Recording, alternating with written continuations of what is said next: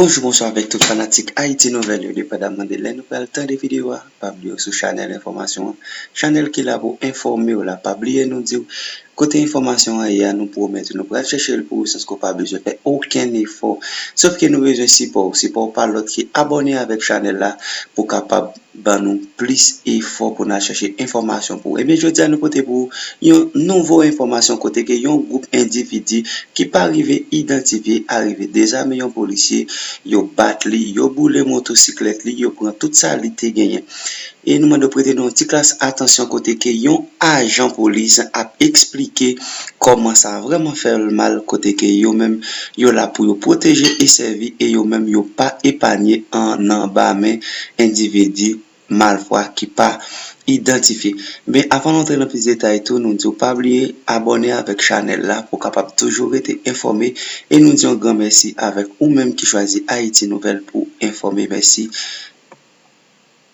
Dans ville, restons dans l'actualité en région. À Potigouave, des individus armés ont désarmé et tabassé un policier avant d'incendier sa motocyclette au Mont Tapion. Ils ont également emporté son téléphone portable et son argent de poche. Correspondance Eugène Raymond. Le groupe civil armé prend un agent police, batli et puis boule motocyclette institution qui était dans service policier. Action ça passé en bas Mont Tapion, zone de Lorelé, le 18 novembre 2019 passé.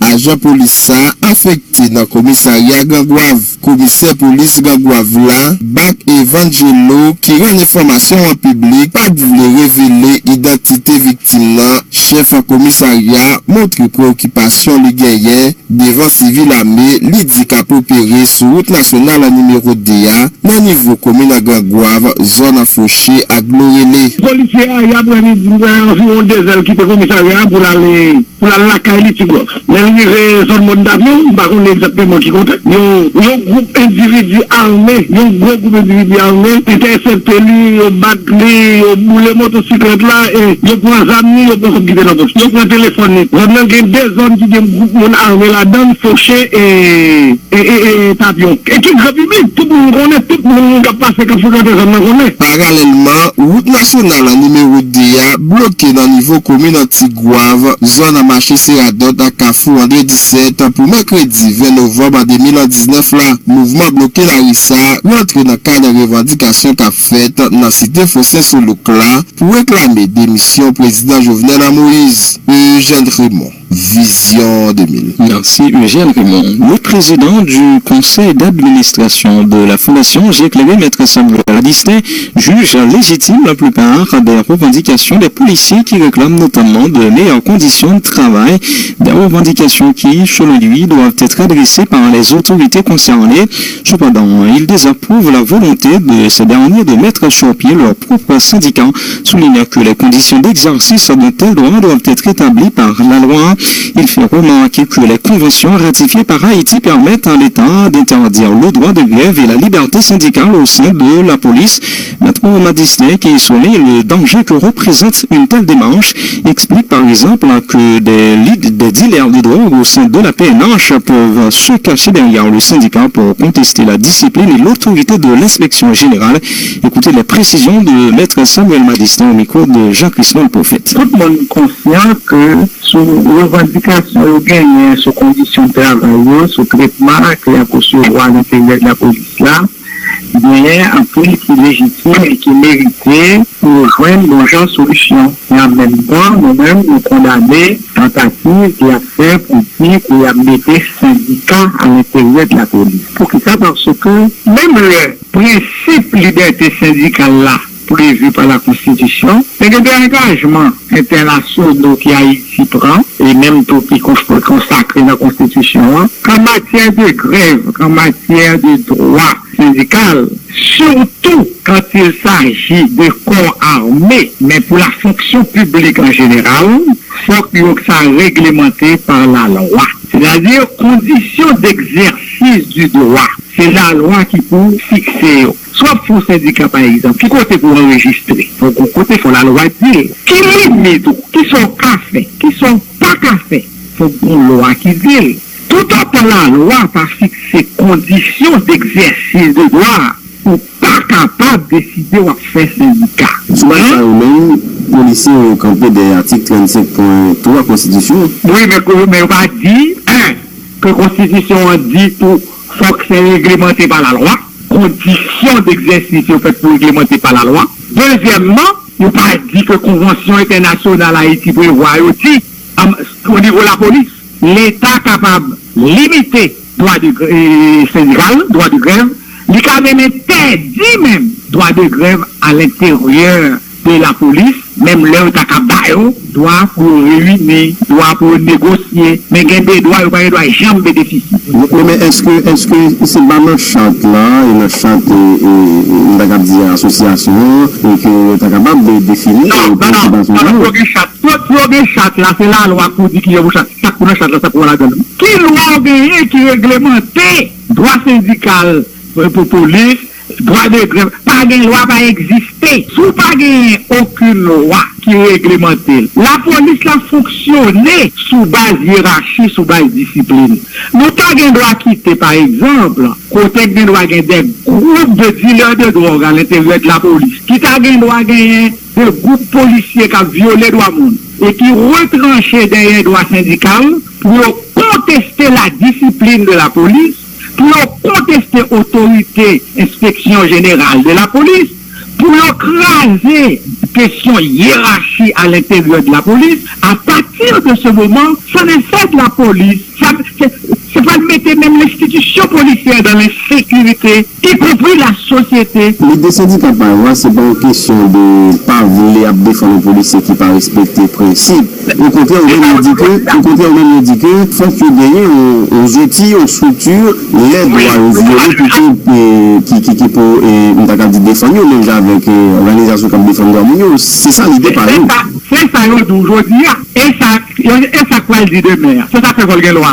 Ça m'a pour là, dans tous les pays organisés, dans des pays qui ont l'armée, qui ont la gendarmerie, qui ont la police municipale. Quand on a une loi de police qui a fait grève, on prend l'autre côté pour remplacer. Ça m'a pour mettre dans la loi.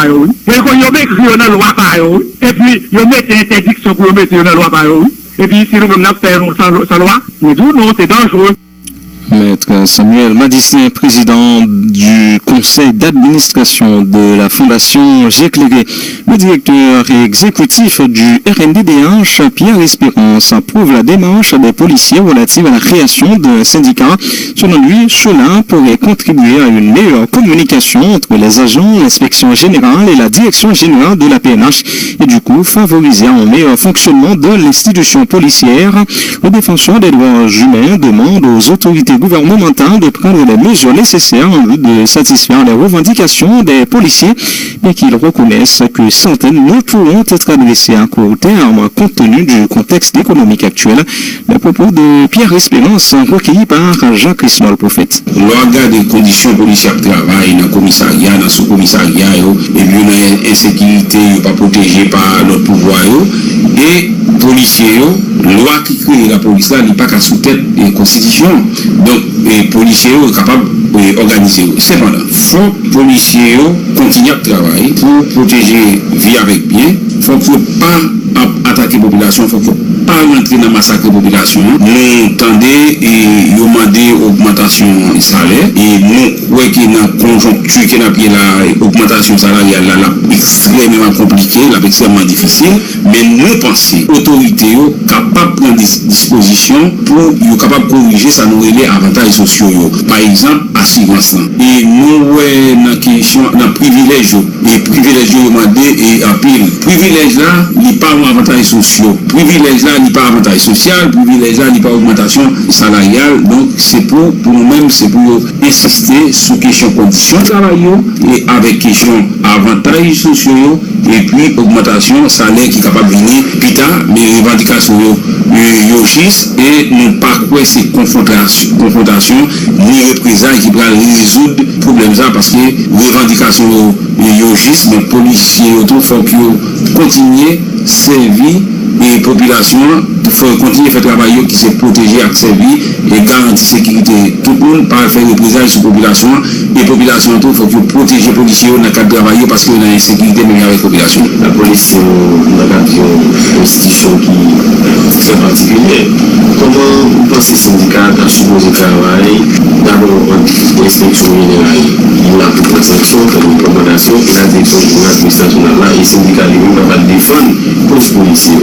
Mariage là, qui j'ai vous faire? Moi, je pense que ça, c'est avec les syndicats, les cas facilitent un paquet de bagailles. Par exemple, faciliter une meilleure communication entre l'inspection générale, direction générale de la police avec les bases là, avec les policiers.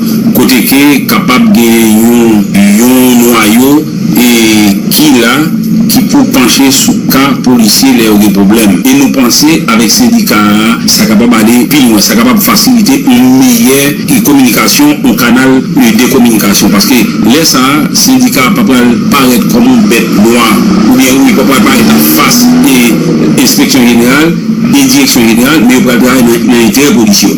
Le directeur exécutif du RNDDH, Pierre Espérance.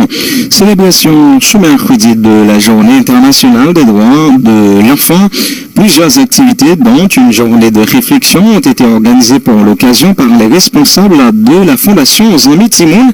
Ces derniers qui dressent un tableau sombre de la situation des enfants dans le pays, appellent à la mise en place notamment d'une cellule de réflexion visant à faciliter leur retour à l'école compte rendu. Michel Xavier. C'est le 20 novembre 1989 que les Nations Unies avaient adopté la Convention internationale relative aux droits de l'enfant qui allait être ratifiée 5 ans plus tard, soit le 23 décembre 1994 par le Parlement haïtien. 25 ans après, les autorités haïtiennes n'ont pratiquement rien fait pour que les droits des enfants soient respectés. Ces derniers sont marginalisés, torturés et utilisés comme exécutants dans plusieurs actes de banditisme, selon les responsables de la Fondation Zami Timoun. Guylaine Mesadieu est la coordonnatrice de la Fondation. Un phénomène qui est aujourd'hui, c'est que c'est une question de grand monde, grand adulte, à violer petit monde de 11 ans, petit monde de 16 ans. Si je dis, si mon est capable de plaindre que aux victimes violent, aux victimes toute qualité d'abus, c'est parce que l'État ici, étant pays responsable, les signer convention sans pas clé. Je veux dire, vraiment, nous pas parler de bilan, nous pas parler de victoire pour petit monde, dans la conjoncture que nous est là. Madame Mesadieu se plaint également de la grave incidence de la crise sur les conditions de vie des enfants. 30 ans après ratification convention, Simon Noyo, avec pancarte dans manifestation, a demandé soit pour président aller ou bien pour président rester. 30 ans après, nous voyons comment famille yo même yo décapitalisé, yo vin plus pauvre chaque jour plus. Nous croyons que il y a un ensemble de monde qui l'a journée aujourd'hui qui a négligé ça qui est l'intégration de Simon dans des activités. Nous parlons de questions problèmes qui gagnent dans le pays, l'autre Simon fermé en dedans, question psychologique Simon, tout mental, tout ça, c'est capable de porter. La coordonnatrice de la Fondation Zami Timoun a fait ressortir la nécessité pour les enfants d'avoir une éducation de qualité et d'évoluer dans un environnement sain, ce qui facilitera leur épanouissement, rappelle Madame Mesadieu. Simon, il y a le minimum qui vous permettre que le cerveau développer, que nous-mêmes nous méritons d'ailleurs. Mais ça passe faire, ouais, à le mettre dans l'école, mais espace pour Simon évoluer, c'est un bagage qui est important. Nous pensons 30 ans convention ça, non seulement irresponsabilité l'État, c'est nous pas capable de faire un bilan qui est clair sur question de Simon, mais parents, bail Simon la parole. Pour faciliter une amélioration de la situation et permettre aux enfants de reprendre le chemin de l'école, le responsable de programme au sein de la Fondation fait gain ce point du jour a fait un ensemble de recommandations aux autorités concernées. Droit de monde, c'est bagay qui doit respecter dans toutes circonstances. Nous demandons d'abord pour gagner une cellule de réflexion qui fait pour regarder comment nous sommes capables d'harmoniser question calendrier scolaire là, pour que nous sommes capables de reprendre et rattraper tout ça que nous perdu pendant période environ 5 ans si nous avons considéré période vacances. Pour tout le monde qui est en prison ou qui est victime de détention préventive prolongée, à nous recommander aux responsables de mettre une cellule d'urgence sous pied qui est capable d'organiser des procès spéciaux dans le moment pour permettre de jeunes libération. Selon les chiffres disponibles, environ 300 000 enfants sont en domesticité en Haïti. 75 d'entre eux sont des filles. Michel Xavier, Vision 2000. Merci Michel Xavier. À l'occasion de la célébration de la Journée internationale des droits de l'enfant, la World Vision, de concert avec les autres organisations membres de ROCHP, réseau d'organisations chrétiennes pour l'épanouissement et la promotion des enfants, a plaidé en faveur du respect des droits de tous les enfants dans le pays. La World Vision appelle en ce sens tous les acteurs concernés à jouer leur partition, soulignant par exemple la nécessité de mettre en application les dispositions prévues dans la Convention sur les droits des enfants. Il est également question de plancher sur les failles enregistrées au niveau du cadre légal. Fédora Pierre-Louis est la directrice d'engagement public à la World Vision en Haïti. Il est important que nous célébrions l'accomplissement ça en tant que pays, en tant que nation. Parce que quand même le fait que nous considérons que nous sommes un groupe qui a droit, un groupe qui a droit à la protection, qui a droit à la santé, il est extrêmement important que nous célébrions par tout ça. Mais c'est, journée aujourd'hui, c'est pas seulement un rappel à droit, mais nous voulons prendre l'occasion tout pour que, ensemble avec le SPED, nous appeler à l'action, parce que j'en suis pas bien, il y a un pile travail qui manquait pour faire, donc nous pouvons cacher pas pour nous battre bravo, c'est pour nous camper, pour nous garder qui côté nous y est pour le moment, et qui ça qui manquait pour faire, et qui ça que nous sommes capables de faire dans les médias, pour que vraiment nous virer convention de la théorie à la pratique. Pour nous garder, par exemple, dans le cadre légal, qui côté qui est trop vide, que nous sommes capables de combler, et qui ça que nous sommes capables de faire pour nous adresser question protection Simonio, que les gens pour avec droit que vous gagnez pour gagner une identité, droit que vous gagnez pour gagner santé, droit que vous gagnez pour vivre en famille, droit d'être protégé et contre toute forme de violence. Donc, tout aspect ça, il est important que nous réfléchissions et que nous gardions à quel niveau nous sommes aujourd'hui, et par rapport avec ça qui a passé en Haïti, qui est gentiment, et surtout qui sont plus vulnérables, eux-mêmes, affectés par soit lacune qui vient dans le cadre légal là, ou bien par lacune qui vient dans l'application cadre légal là, et qui ça que nous sommes capables de faire de façon concrète pour nous adresser les problématiques. Et en pile, bagaille positif qui fait dans la question cadre légal et Timon. Donc, il y a un format qui est déjà là, une structure qui est déjà là, qui peut-être, j'aime ça dire, mérité renforcer, mais alors nous voulons garder ensemble qui gens, ou bien qui côté, plus précisément, que nous sommes capables de faire un travail qui est plus concret. Nous regardons par exemple droit à l'identité, qui c'est un droit qui est mentionné dans la Convention. Donc on est que dans le pays, il y a des milliers de personnes qui a gagné certificat de naissance qui n'est pas enregistré à la naissance. Ça fait qui ça? Ça fait que nous avons des milliers de personnes qui n'ont pas une identité que l'État va reconnaître, par exemple. Donc ça, c'est un aspect que nous voulons mentionner. Donc si on n'est pas reconnu par l'État, il n'est pas capable de soigner, il n'est pas capable de joindre soin, il n'est pas capable de scolariser, il n'est pas capable de protéger, il n'est pas capable de protéger. Donc ça, c'est un élément essentiel dans la question lacune qui gagne dans l'application droit à eux. Donc, on pense à quoi proposition chercher, c'est à quoi avec le peuple continuer à mobiliser jusqu'à ce que le président Jovenel allait. Dans une situation exceptionnelle comme celle d'Haïti, donc c'est une disposition exceptionnelle qui peut joindre finalement nous font dernière transition, il y a un crédit qui est au-delà de la mêlée, qui peut assurer une transition avec nos feuilles de route claires, que ensemble, dans le cas de consensus, nous définit pour nous organiser l'élection dans très peu de temps, et puis pour nous retourner à la normalité, parce que pas rien qu'à faire le président Jovenel Moïse. Son député de la Gonave, Béguin Stéus. La Ligue des étudiants pour l'établissement de la démocratie en Haïti exprime ses inquiétudes face à la persistance de la crise politique. L'association étudiantine exige un rapport médical et un rapport technique concernant le juge de la Cour de cassation qui sera choisi pour remplacer le président Jovenel Moïse après sa démission. James Julien, étudiant à la Fanche et membre de la Ligue des étudiants pour l'établissement de la démocratie en Haïti, on profite pour dénoncer la mission de la représentante permanente des États-Unis à l'ONU, Kelly Croft, pour aider à résoudre la crise qui sévit dans le pays.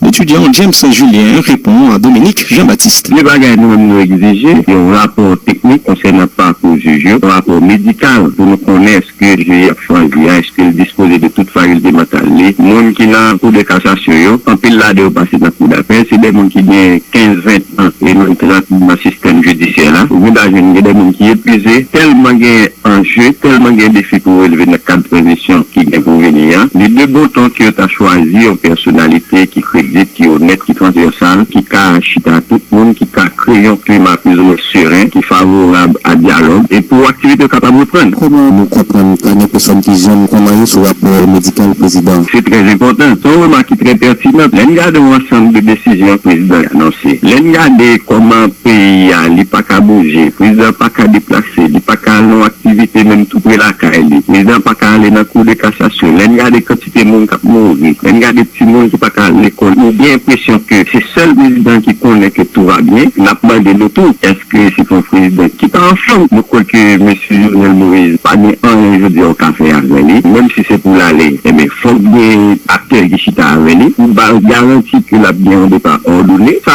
c'est ensemble de défis qui a bien pour relever dans la transition. Ça fait partie de l'aspiration populaire. Je ne veux pas demander que nous n'allons pas gâteau. Pour que ça nous parle de la moralisation de la vie publique. Lors d'une société, côté, monde qui chef l'État, ou bien monde qui est placé dans l'État, c'est des gens qui soupçonnent, c'est des gens comme si ils mettent toute qualité de rapport, toute qualité de mauvais contact, il y a entretenu avec des gens qui pas clean. Question souveraineté, il faut haïtiens les recouvrer d'unité, les recouvrer souveraineté, souvent je dis à la par rapport à ça qui a annoncé, dans une délégation qui a venu. Jean-Bagan a passé, c'est comme si c'est colon qui a venu pour venir chita avec Asmachi, ou bien c'est maître qui a venu chita à esclave. Alors nous croyons que là, il faut nous sortir là.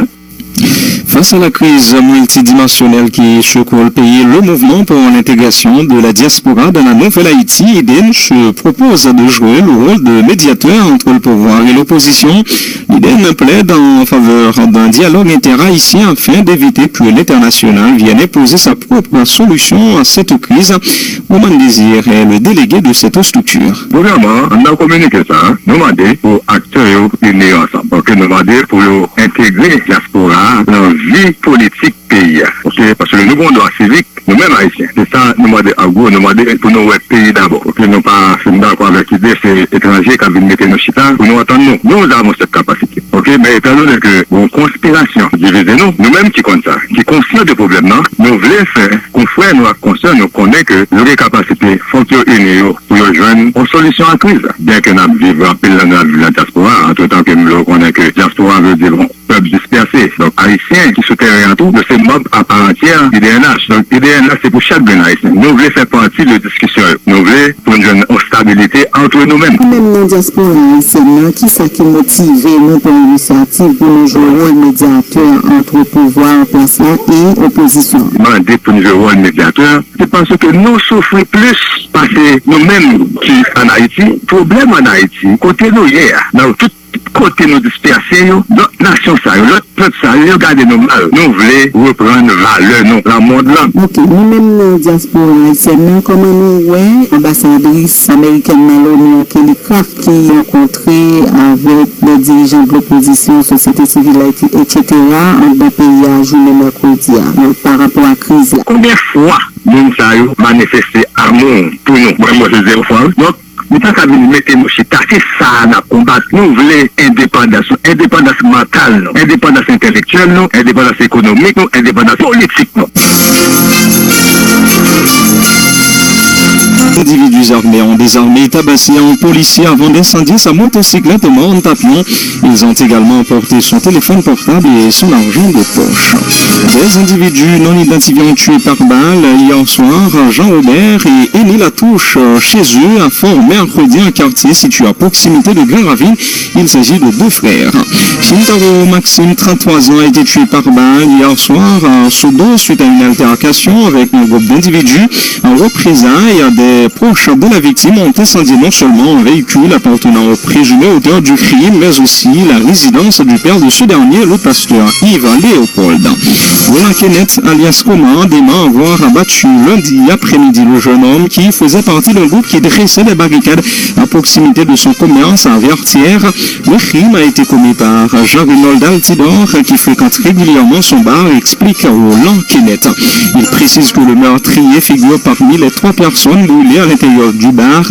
Roland Kenneth, qui informe avoir déposé une plainte contre X au parquet du Cap Haïtien, réclame justice et réparation. Célébration ce mercredi mercredi de la Journée internationale des droits de l'enfant. Plusieurs activités, dont une journée de réflexion, ont été organisées pour l'occasion par les responsables de la Fondation Zami Timoun, qui plaide en faveur de la mise en place d'une cellule de réflexion visant à faciliter le retour des enfants à l'école.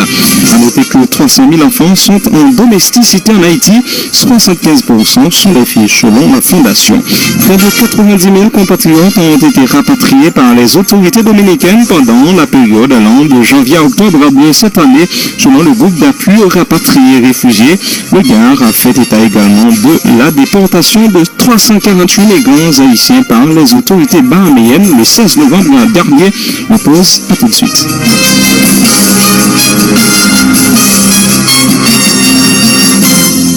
Vous suivez Actualité 2000. Le journal du soir. On continue de dénoncer les actes de répression des agents de la PNH contre les manifestants depuis le début de la contestation antigouvernementale. Le directeur exécutif du BAI dénonce également l'impunité dont jouissent des collaborateurs du président Jovenel Moïse accusés dans des massacres dans des quartiers populaires dont la Saline.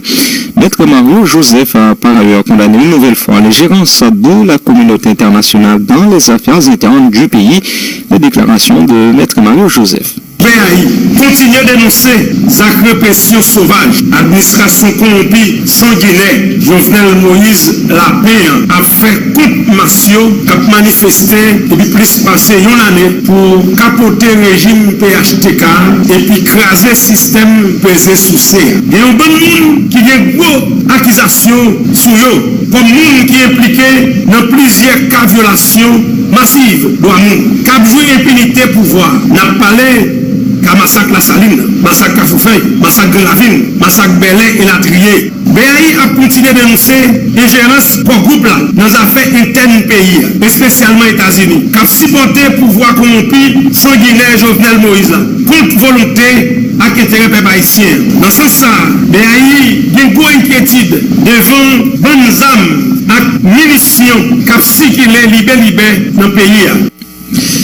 Direction Cap-Haïtien au Roland Kenneth alias Coma, des membres ont rabattu lundi après-midi le jeune homme qui faisait partie d'un groupe qui dressait des barricades à proximité de son commerce à Vertia. Le crime a été commis par Jean-Renold Altidor qui fréquente régulièrement son bar, explique Roland Kenneth. Les détails avec Jean-Paul. Roland Kenneth alias Coma, qui est propriétaire conteneur qui te gagne un bar qui t'a fonctionné en dedans, côté gagne 4 personnes qui mourent lundi passé parmi eux 3 boulets grillés en dedans conteneur ça, population était incendiée, bah version parle, souverainement triste ça qui est dans la zone là. Roland Kenneth précisé, c'est des nègres qui te gagne bouteille dans mayo qui te vient attaquer, yon nan monsieur qui mourit yo accusé comme quoi t'a tiré sous nègre qui te gagne bouteille yo avant de boire en bas. Propriétaire Komaba continue pour dire te déplacer machine qui te campé tout près business liya pour aller la caille avec pour 3 personnes qui te commencé à assembler dans zone pas de crase machine à coup de bouteille coup de roche. Roland Kenneth qui veut jeter bien loin accusation qu'a payé sous de l'eau demander la justice pour faire travail. Madame Javine de dos avec Sam Ninamel donc ça gagne une équipe nèg avec jeune ni.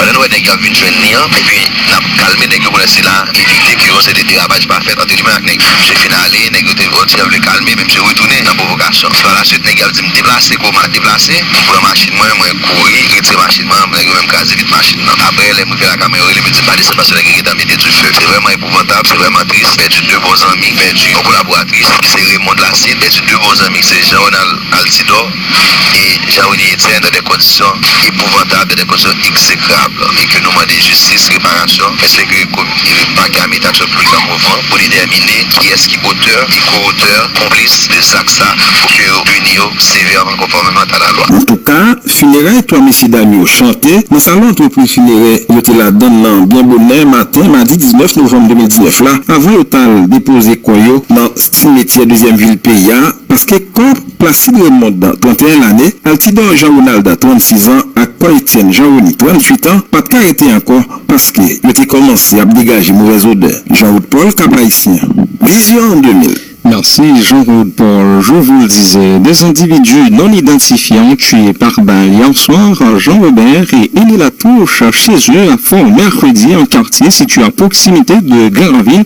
Ces deux frères sont les fils de Marie-Thérèse Latouche, femme de ménage du bureau central de l'UEBH, Union évangélique baptiste d'Haïti. L'un d'entre eux fut un agent de sécurité du collège évangélique Maranatha, avons-nous appris. Shintaro Maxime, 33 ans, a été tué par balle hier soir à Sodo suite à une altercation avec un groupe d'individus. En représailles, des proches de la victime ont incendié non seulement un véhicule appartenant au présumé auteur du crime, mais aussi la résidence du père de ce dernier, le pasteur Yves Léopold, correspondance à James Dorville. Shintaro Maxime, 33 ans, c'est un jeune garçon dans la ville Sodo qui mourit avec balle dans la rue l'aventure Sodo. Un gros jeune garçon qui tirait victime après une altercation qui était gagnée entre eux. Zach ça a passé vers CTV concernant et mardi 19 novembre 2019 là. Et dans le Maxime, deuxième membre cartel en mairie Sodo qui s'est pas victime a expliqué que Jean groupe monsieur Sayo a marché si médaille quand plusieurs familles dans Sodo.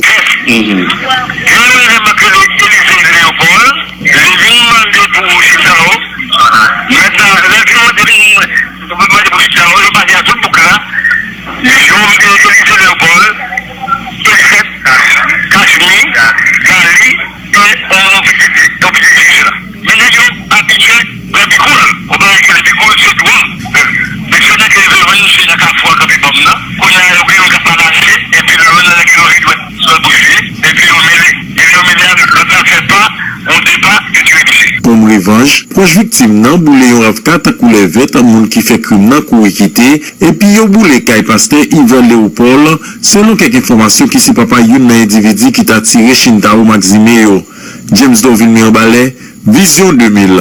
Merci James Dorville. Restons dans l'actualité en région. En Petit-Goâve, des individus armés ont désarmé et tabassé un policier avant d'incendier sa motocyclette au Mont-Tapion.